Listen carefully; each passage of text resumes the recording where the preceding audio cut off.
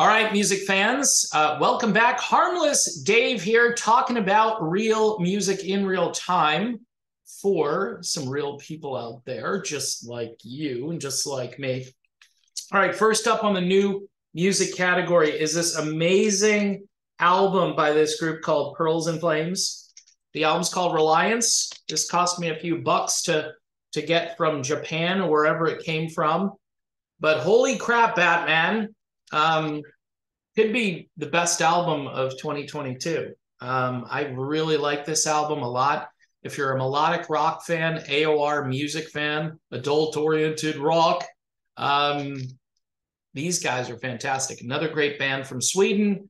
They used to be affiliated with another band called Coastland Ride, and I have a couple of their albums too kicking around. Really like the sound. There are tons of reference points to music from the 80s, bands like Toto, but there are really just too many reference points to kind of focus on one. But they do still maintain a really unique sound. Again, Pearls and Flames, Reliance, courtesy of, I believe, Pride and Joy Music, put that out. They're starting to put out some really good stuff over on that record label. Speaking of putting out really great new stuff, coincidentally, Journey kicked off their 50th anniversary tour yesterday. And Steve Augeri, former lead singer of the band Journey, who's been largely forgotten about. I haven't forgotten about Steve. I did reach out to his team, and I think I've told this story here.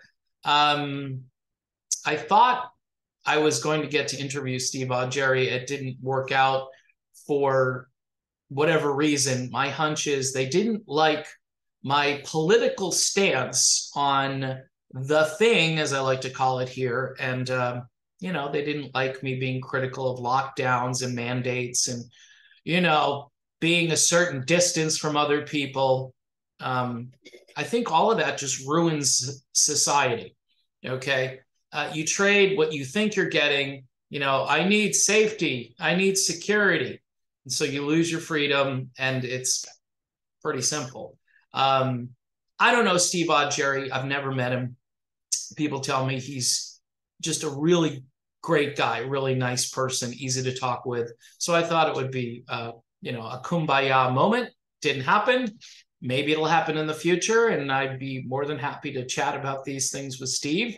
But I'm here today to talk about Steve Augeri's brand new album, which I'm going to say this and people are going to get mad, maybe, or they might agree with me.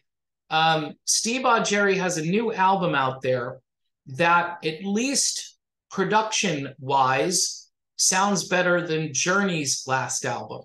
And Steve Augeri vocally sounds fantastic on this record. Now, we can argue about the way Steve is singing these old Journey songs live in concert, because he gets to go out there and perform the music of Journey.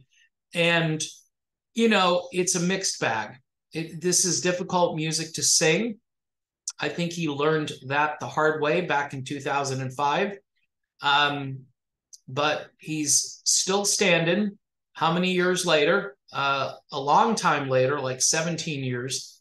And it's really a very difficult job to step in there and to be Steve Perry, because that's what he was attempting to do. And the band was putting him out there. Jonathan Cain, I believe, was more responsible for getting Steve Augeri into Journey than anyone else. So kudos to John Cain, because he had a great ear for a superb singer who tried his luck at music, and then was, I think, working for The Gap, something like that, as a manager at The Gap.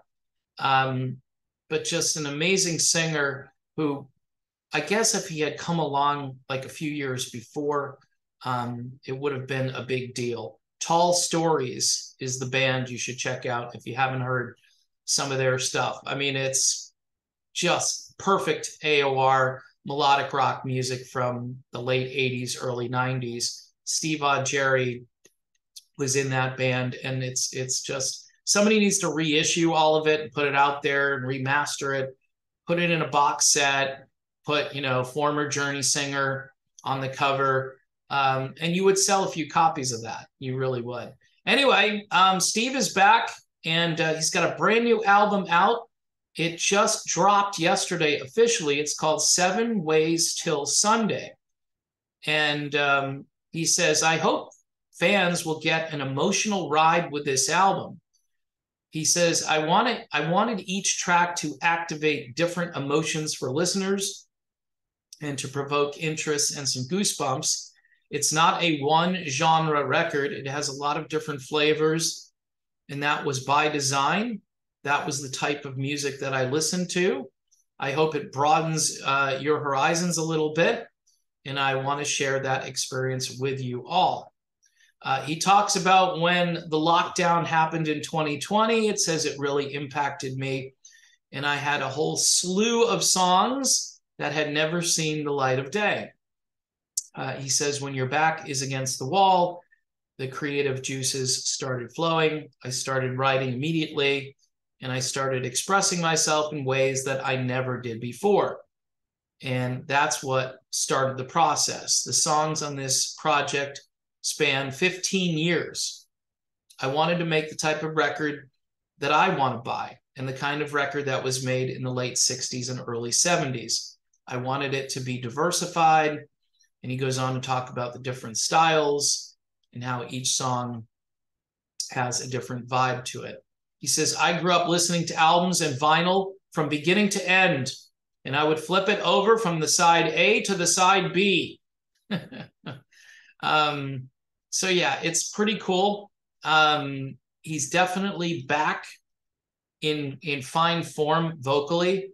And again, I'm not trying to be critical of anything. You can do a lot in the studio. You can do multiple takes. You don't have to kind of shout into the microphone or be heard over the din of screaming fans who are waiting for you to sing Don't Stop Believin'. It's a different atmosphere from being out there on the road live. And his voice sounds good. You can hear a little raspiness in there, a slightly different vocal tone than 20 years ago. I think that's aging. If you recall, though, Steve Augeri had some real problems with his vocal cords. I think it was described as a vocal cord injury at the time. And of course, we're forgetting that all this stuff happened with all the drama going on in the current lineup of Journey. Steve Augeri was a bright spot in this band. And here's another little idea. I mean, it is the 50th anniversary for Journey, right? So where's Steve Augeri? You can bring him out for a song. He and Arnel could sing together.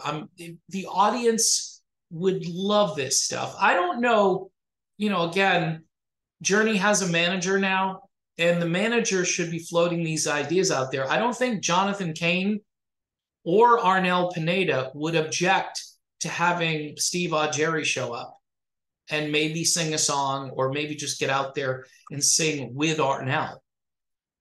I mean, I don't know who's, again, thinking or not thinking this 50th anniversary tour through.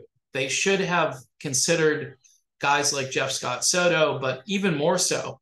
I know Jeff wasn't really there very long, and he didn't record with the band. Well, technically, there was one song that's out there that Soto was a part of. But with Steve Augeri, there's 2 albums, and then there's soundtrack material, and then there's an EP. So Augeri was in there. He was trying to be Steve Perry. So for that alone, he should probably be there for the 50th anniversary. But I'm very impressed with this new album. The production value is way better than Journey's Freedom album. And for fans of different styles, this isn't Journey-esque. This is more organic. It's a little Americana at times. It's a little pop. It's rock. There's some other influences going on, but definitely an album you should check out. It was released officially yesterday. It's called 7 Ways Till Sunday, and it sounds fantastic. Steve Augeri, super underrated in the history, in the timeline of Journey, who continue to make lots of money. And he was part of, keeping that continuity going forward. So again, Steve Augeri, check it out. Also, Pearls and Flames. I might even order the Steve Augeri album just to show that there are no hard feelings between me and the powers that be over at Steve Augeri headquarters, his manager or his publicist or whoever it is. Look, it's whatever. I mean, you interview Eric Clapton, you can't go much higher than Clapton. So I'm pretty blessed and pretty fortunate. Had Jolene Turner on the other day, and that was amazing. So anyway, check out Pearls and Flames, Reliance, great album. And until next time, I will see you then.